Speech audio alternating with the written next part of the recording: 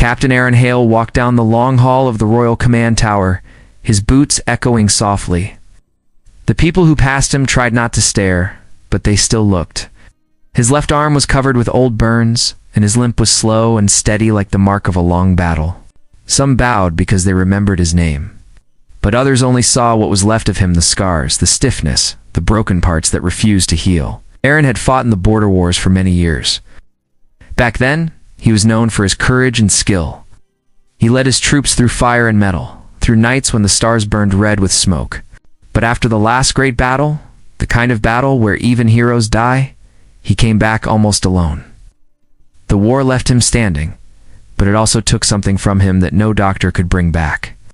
People started calling him the damaged captain behind his back. He lived quietly after that.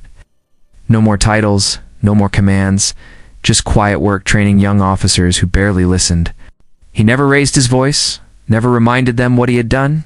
They looked at his wounds and imagined weakness. Still, he trained them with patience, teaching them not how to fight, but how to survive. One morning, when fog still curled around the hills and the sun had barely touched the towers, a messenger arrived at his door. The Queen herself had called for him. For a long moment, he thought it must have been a mistake. Queens called for victorious captains, not broken ones.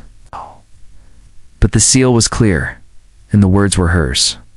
Aaron polished his uniform, brushed his tired hair, and walked through the tall gates of the palace. The guards saluted him, though some looked confused. Inside, the hall of the Queen shone with white marble and gold banners.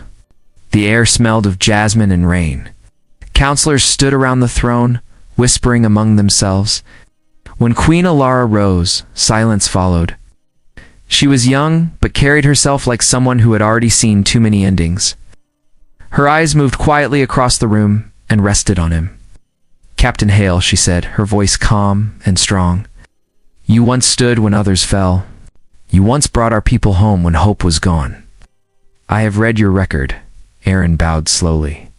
He was not sure what to say. Records told of past victories, but they did not show the sleepless nights, the lives lost, or the weight that never left his heart. One of the counselors stepped forward, an older man with a thin voice. "Your Majesty," he began carefully, "with respect, Captain Hale's time has passed. His injuries, his record, this is not the man we can send to lead again." Whispers moved through the room. Some nodded. Some looked away, pretending to agree. Aaron stood still, his face unreadable. But Queen Alara looked at the man who spoke and said softly, "You see the injuries? I see the man who carried them." She stepped down from the throne and came to Aaron. Her eyes were bright, but kind. "There is trouble again," she said. "Our frontier colonies are falling into unrest. Men have turned against the crown. The peace we built after the war is breaking apart. I need a commander who understands not just victory, but loss. Someone who knows what it means to rebuild when everything is gone." Aaron hesitated. His heart beat slow and heavy in his chest. "Your Majesty," he said quietly, "there are younger men, faster men. I am not the hero the people remember." The Queen's voice softened. "I do not need a hero from the stories, Captain. I need the one who survived them."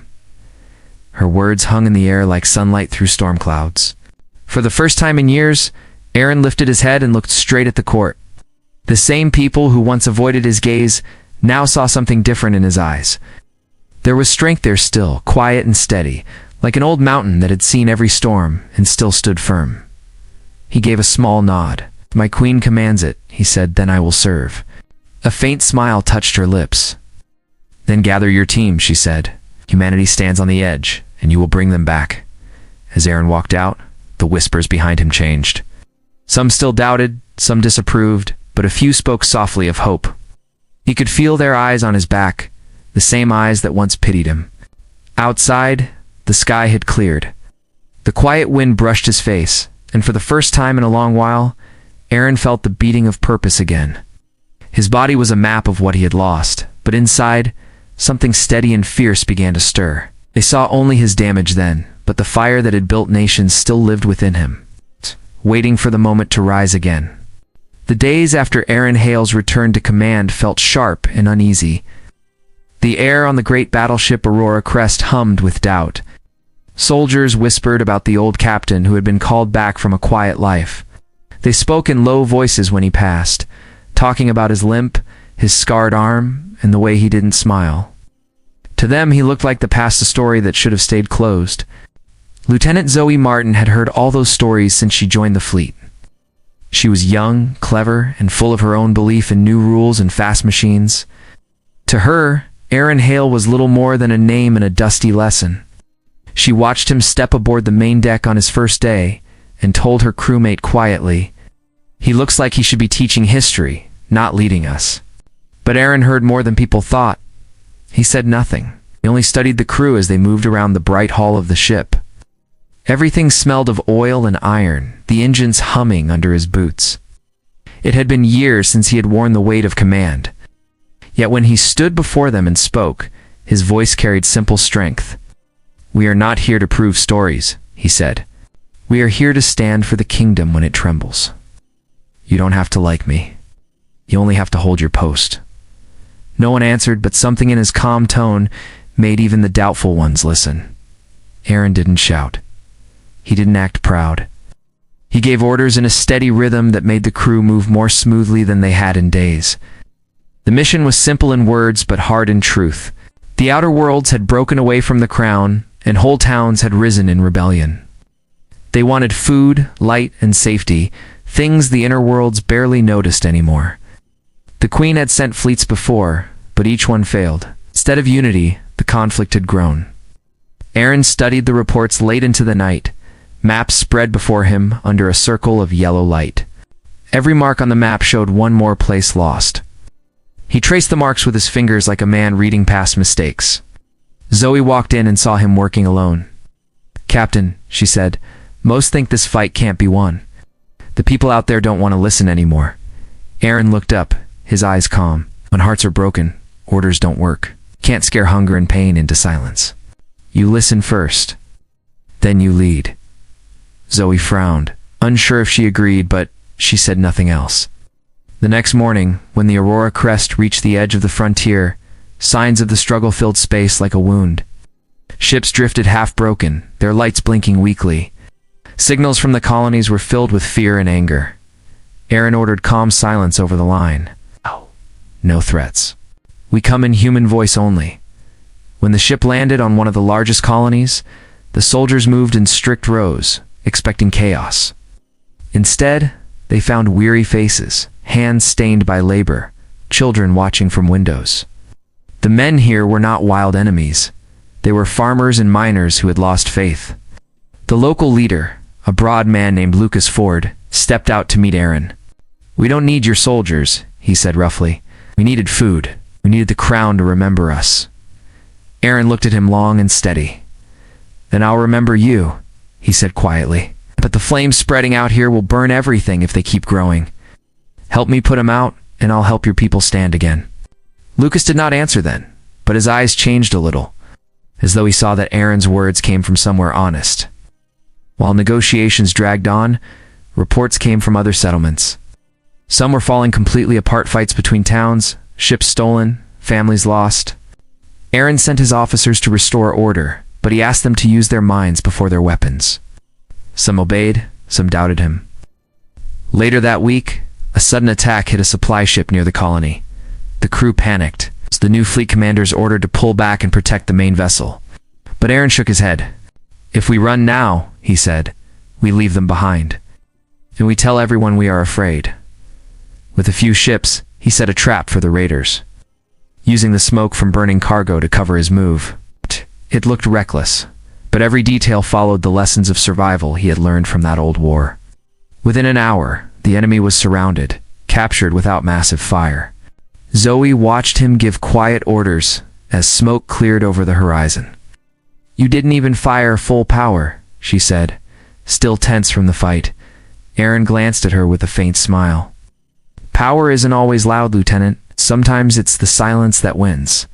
By the end of the day, even the youngest crew began to see something different in their captain. He didn't walk like a hero, but the courage in him felt stronger than any armor. When reports of peace started to return from the nearby colonies, Aaron stood on the bridge, the stars turning slowly beyond the glass. He still moved with a limp, his arms still stiff, yet the way he stood, seemed taller than the ship itself. For the first time in many years, people had stopped whispering about his scars. They looked instead at the way he carried them mained. The way he carried them made everyone feel a little stronger. The work of peace was slower than anyone had hoped. Days passed like heavy clouds, drifting but never leaving. The crews of the Aurora Crest grew restless. The colonies were quiet for the first time in months, yet no one felt safe. It was the kind of silence that hides trouble underneath. Captain Aaron Hale spent his evenings alone in the ship's observation room.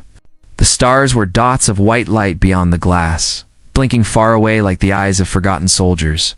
Sat there without speaking. The hum of the ship filled the quiet around him. Thought often about the past, not just the war, but the faces of the people he had lost. He could still hear their voices in the middle of the night when he closed his eyes. There was the young soldier who had laughed too loudly at breakfast and never came back from the last charge, the medic who had run through fire to save others, the pilot who promised they would all go home. Aaron could name every one of them. He carried their memory in every scar. The door opened softly, and Lieutenant Zoe Martin stepped inside. She stood near the doorway for a moment before speaking. "Sir, most of the new troops are saying the others are starting to trust them now. Maybe we finally turned a corner." Aaron did not look at her right away. He kept his eyes on the stars. "A corner is not a finish line, Zoe," he said in a quiet voice. "Peace is not something we win once. It's something we build every day, with patience."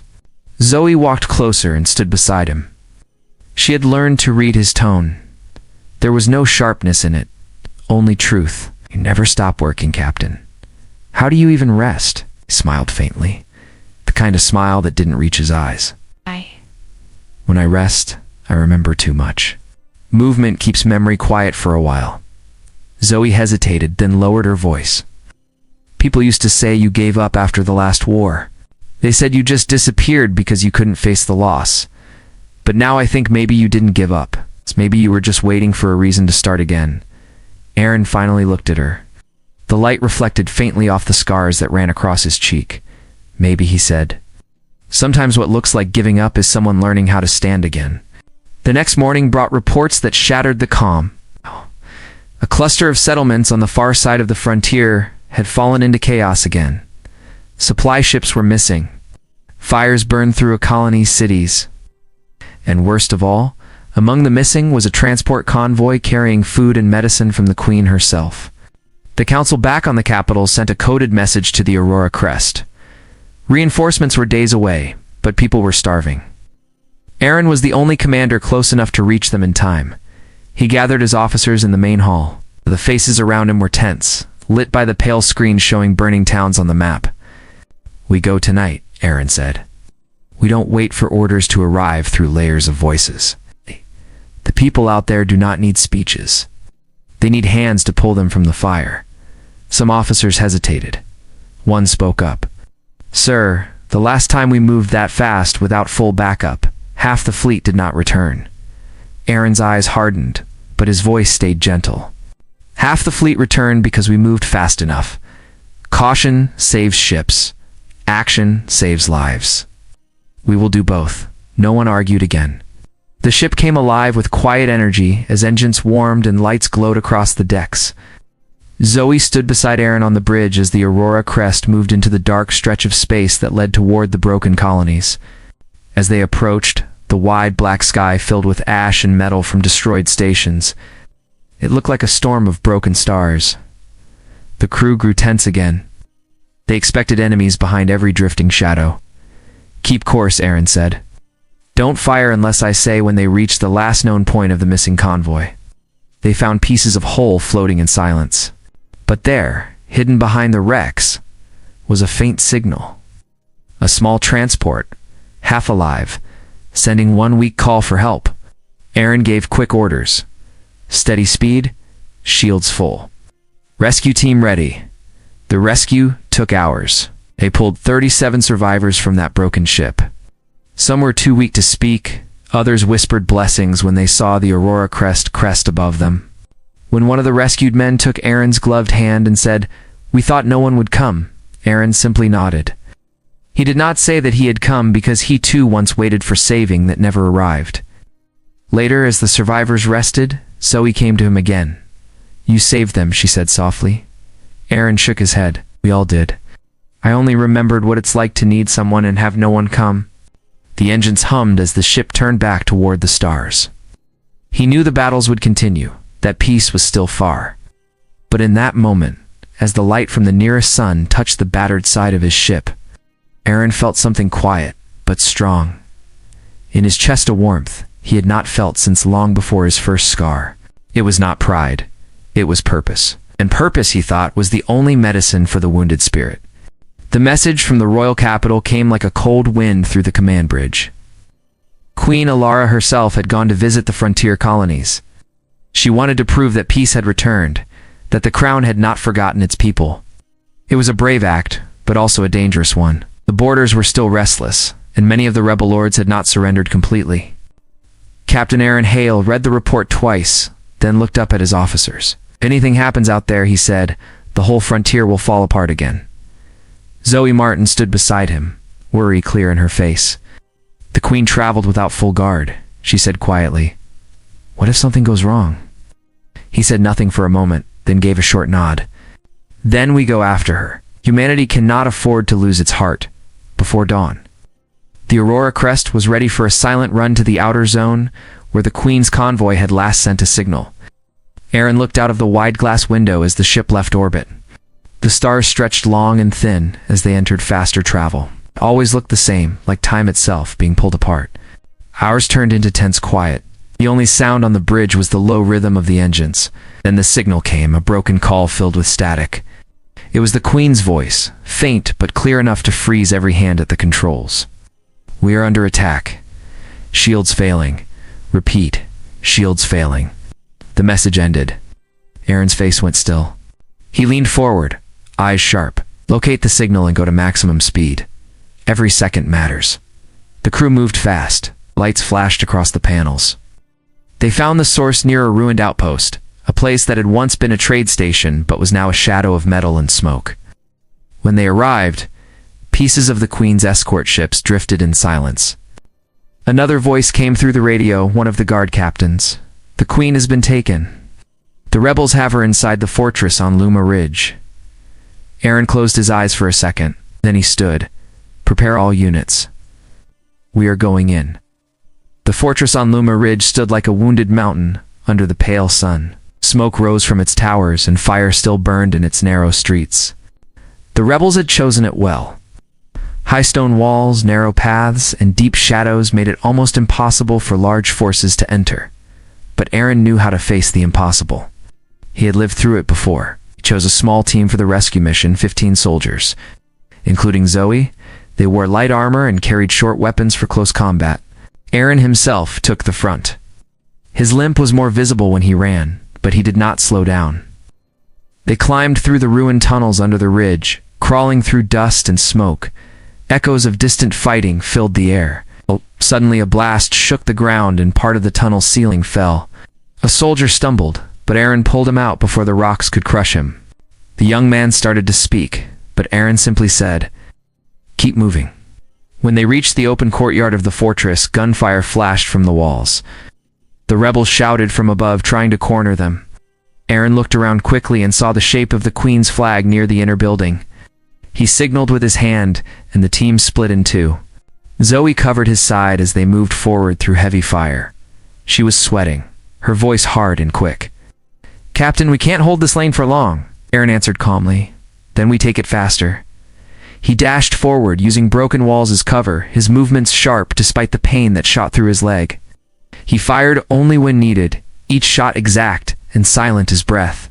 Behind him, the others followed his rhythm, their fear turning into focus. Finally, they broke through to the central hall. Smoke filled the air, and in the middle of the broken floor, Queen Alara stood surrounded by rebel guards. Even in danger, she held herself upright, her eyes calm. When she saw Aaron, surprise flashed across her face, then relief. He lifted his weapon. "Your Majesty," he said. "Time to go home." The fight that followed was fast and fierce. Aaron moved like a storm of purpose, blocking, striking, and shielding the Queen as the soldiers led her out through the broken gate. A blast hit nearby, knocking him down, but he rose before the dust cleared. By the time the reinforcement ships landed, the fortress was nearly destroyed. The Queen was safe, and Aaron, covered in ash, his uniform torn, his arm bleeding, was still standing, guarding the evacuation path. When Zoe reached him, his breathing was rough. "You should sit, sir," she said. Aaron only shook his head. "Not yet. Let everyone get aboard first." The Queen looked back before boarding the rescue craft. Their eyes met for a long moment. She gave a small nod, her lips forming the words, "Thank you." Aaron watched her ship rise into the gray sky.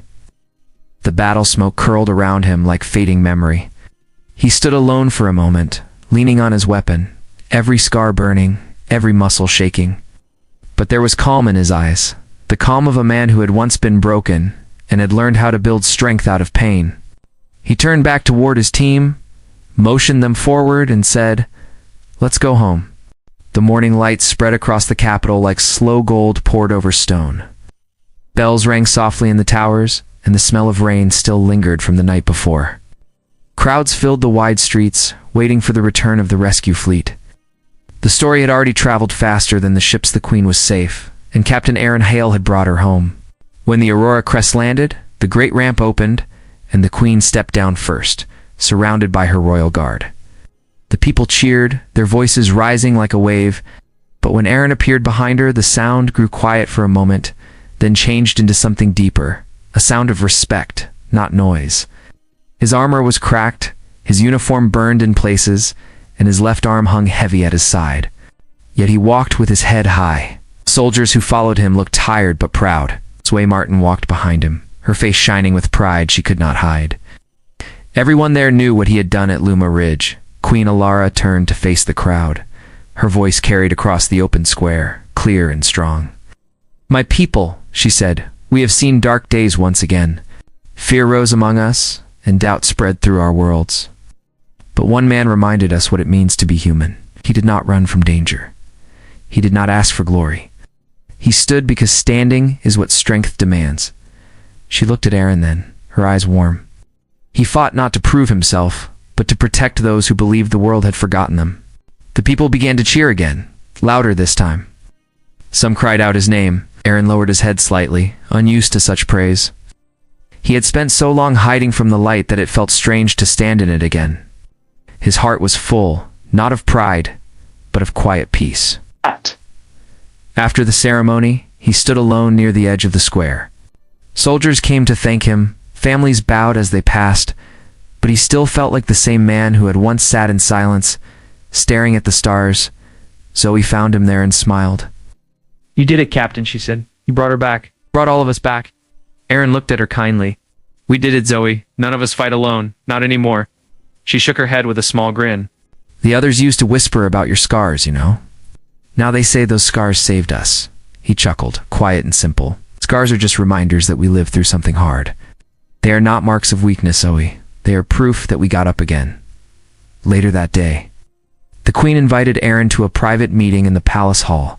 The room glowed softly under glass windows, the light reflecting off the stone floor. She stood by the window when Aaron entered. "You did more than rescue me," she said. "You reminded our people that even broken things can still protect what is worth saving." Aaron bowed slightly. "Your Majesty, I only did what I was asked." Ilara smiled gently. "No, Captain, you did what was needed. There is a difference." She offered him a new command, but Aaron hesitated. "There are younger officers," he said. "They can lead better now. I think my time belongs where I can teach." The Queen nodded. "Then teach them, Aaron. Teach them not just how to win, but how to endure." When he left the palace that evening, the sun was sinking low, warm light casting long shadows over the city. He walked through the streets quietly. People smiled at him, not out of pity, but out of gratitude. He saw children playing by the fountain, pretending to be brave soldiers. He heard one say, "I'm Captain Hale," and swing a wooden stick like a sword. Aaron stopped to watch them, and a faint smile touched his lips. For the first time in many years, the sight of laughter did not hurt. It healed. That night, he climbed the steps of the Aurora crest once more. It would not fly into battle again soon, but the ship was still his home. He sat by the window of the observation room, the stars shining bright above. They no longer looked like ghosts to him. They looked like promises. He thought of all the faces he had lost, all the fires he had walked through, and all the hearts he had helped steady again. He realized he was no longer the man who lived in the shadow of his own pain. He was the man who had turned pain into purpose. When Zoe joined him at the window, she said softly, "You think the world will stay peaceful now?" Aaron watched the stars. Peace never stays. That's why we keep standing. So when it breaks again, someone will be ready to hold it together. She smiled at his words and looked out with him. The stars shimmered like silver dust, endless and calm. And as the quiet spread through the ship, Aaron felt the weight of his scars grow lighter. The man once known only for his damage had become something more, a symbol of hope, a living reminder that true strength was never about being unbroken. It was about rising again and again until the world stood with you.